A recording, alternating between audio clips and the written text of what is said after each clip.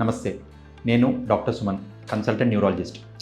So ఈరోజు మనం discuss చేసుకుందాం అనుకుంటున్న టాపిక్ నడుము నొప్పి గురించి. ఓకే, సో నడుము నొప్పి అనేది చాలా కామన్ ప్రాబ్లం. మనలో అందరికీ ఎప్పుడప్పుడు నడుము నొప్పి వచ్చే ఉంటుంది, రైట్? సో ఈ నడుము నొప్పి ఎందుకు వస్తుంది అనేది మనం 2 గ్రూప్స్గా డివైడ్ చేయొచ్చు. ఓకే, ఒకటి మస్కులోస్కెలిటల్ పెయిన్, రెండవది న్యూరలాజిక్ పెయిన్, రైట్?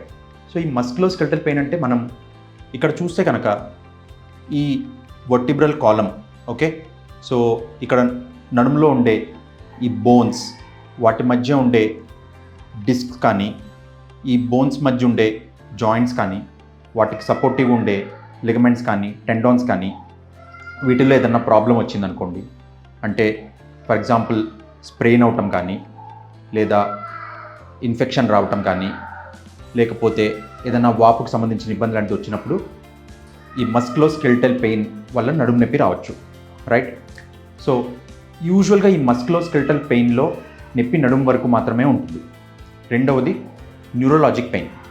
సో న్యూరలాజిక్ పెయిన్ అంటే ఇక్కడ బ్రెయిన్ నుంచి మనకి ఇట్లా లోపల ఇది స్పైనల్ కార్డ్ ఉంటుంది, అంటే వెన్నుపూస. ఆ వెన్నుపూస నుంచి ఈ నరాలు అనేవి బయటకు వస్తాయి. సో ఈ కాళ్ళకు సంబంధించిన నరాలు ఈ నడుము లెవెల్ దగ్గర నుంచి బయటకు వస్తాయి. నర్వ్ రూట్స్ అని చెప్పి అంటాం వీటిని. సో ఈ నర్వ్ రూట్స్ కిందకి ఒక బంచ్గా ఫామ్ అవుతాయి. దాన్ని ఒక లంబోసాక్రల్ ప్లెక్సస్ అంటాము. ఆ లంబోసాక్రల్ ప్లెక్సస్ ఇంకా కిందకి వెళ్ళగా అది నరాలుగా డివైడ్ అవుతుంది. అందులో మా అందరికీ కామన్గా తెలిసిన నరము సయాటిక్ నరము, అది కాకుండా ఇంకా వేరే 2-3 నరాలు ఉంటాయి. సో ఈ స్పైనల్ కార్డ్లో ఏదన్నా ప్రాబ్లం వచ్చినా కానీ, లేకపోతే ఈ నర్వ్ రూట్స్ ఏదన్నా ఒకవేళ ప్రాబ్లం వచ్చినా, అంటే ఈ బోన్స్ కానీ లేకపోతే ఈ డిస్క్ స్పేసెస్కి ఏమన్నా ప్రాబ్లం వచ్చి అవి ఏమన్నా కొంచెం మూమెంట్ అవటం వల్ల ఈ నరాలు ఏమన్నా కంప్రెస్ అయినా కానీ, నర్వ్ రూట్ కంప్రెషన్ వల్ల, ఓకే, రాడికులోపతి పెయిన్ అంటాము. అండ్ ఒకవేళ ఆ కింద ప్లెక్సెస్ ఏదన్నా ప్రాబ్లం వచ్చి దానివల్ల పెయిన్ వచ్చినా, లేదా సయాటిక్ నరం కంప్రెషన్ వల్ల సయాటికా పెయిన్ అనేది రావచ్చు, రైట్? సో నేను ఇందాక చెప్పినట్టుగా ఈ నడుము నొప్పి అనేది చాలా కామన్ ప్రాబ్లం, రైట్? బట్ ఎప్పుడు ఖచ్చితంగా డాక్టర్ని కలవాల్సి ఉంటుంది. అంటే ఒకవేళ ఫర్ ఎగ్జాంపుల్ ఈ నడుము నొప్పితో పాటు ఎవరికన్నా లెగ్ వీక్నెస్, కాళ్ళల్లో శక్తి తగ్గింది, లేదా రెండోది వాళ్ళ స్పర్శ జ్ఞానం ఎఫెక్ట్ అయింది, కాళ్ళల్లో సెన్సరీ లాస్ ఏదన్నా ఉన్నది, లేదా మూడోది యూరిన్ సంబంధించిన ఇబ్బంది, బ్లాడర్ అండ్ బౌల్ ఇన్వాల్వ్మెంట్ ఉన్నప్పుడు, ఇది మొదటి గ్రూప్. తర్వాత రెండో గ్రూప్, ఒకవేళ నడుము నొప్పితో పాటు జ్వరం రావటము, లేదా నడుము నొప్పితో పాటు ఏదైనా వెయిట్ లాస్ ఉండటం లాంటిది ఉన్నప్పుడు.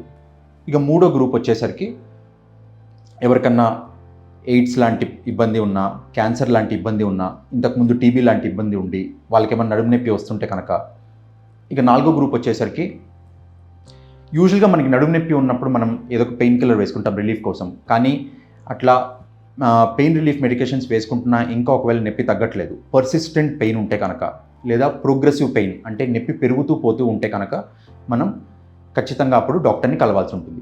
మన డాక్టర్ని కలిసినప్పుడు వాళ్ళ హిస్టరీ బట్టి, తర్వాత వాళ్ళ ఎగ్జామినేషన్ బట్టి అది మస్కులోస్కెలిటల్ పెయినా లేకపోతే న్యూరలాజిక్ పెయినా.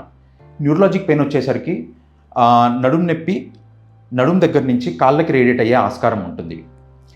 అండ్ వాళ్ళకి ఫస్ట్ బేసిక్ టెస్ట్గా మనం ఎక్స్రే చేయటము, అవసరం బట్టి ఎంఆర్ఐ చేయటము, అండ్ ఒకవేళ వాళ్ళ నరాలు ఎఫెక్ట్ అయినాయి అనుకుంటే కనుక అప్పుడు నర్వ్ కండక్షన్ స్టడీస్ అని చెప్పి నరాలు టెస్ట్ చేయడం ద్వారా మనకి ప్రాబ్లం ఎక్కడుందనేది మనం తెలుసుకుంటే దాన్ని బట్టి మనం ట్రీట్మెంట్ చేసుకోవడానికి ఉంటుంది. నమస్తే.